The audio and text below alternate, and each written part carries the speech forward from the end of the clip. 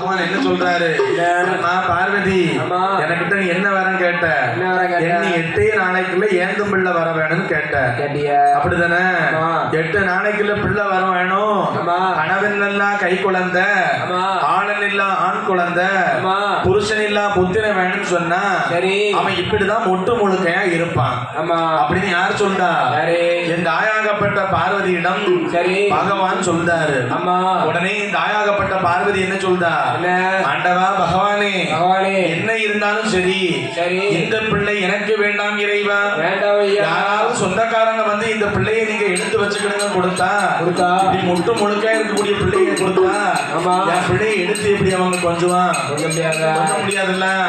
ஆண்டவா பகவானே, இந்த பிள்ளைக்கு நீங்க ஒரு உயிர் பிடிச்சு தரதா இருந்தா தாங்க, இல்லைன்னா இந்த குழந்தை எனக்கு வேண்டாம் என்று சொல்ல உடனே பார்த்தால் என் பகவானாகப்பட்ட சிவபெருமான் என்ன செய்கிறார் தெரியுமா?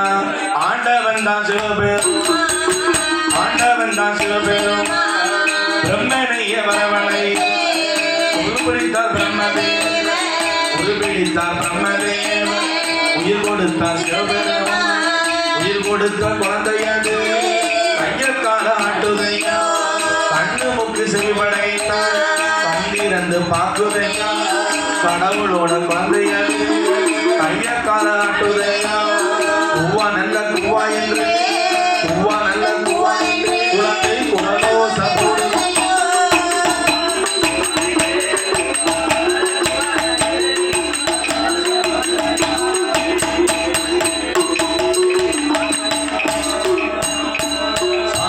கடவுளோட குழந்தையது கண்ணு மூக்கு செவிப்படைத்து கையை காலை தான் படைத்து உயிர் கொடுத்த குழந்தையது குவா நல்ல குவா என்று, குவா நல்ல குவா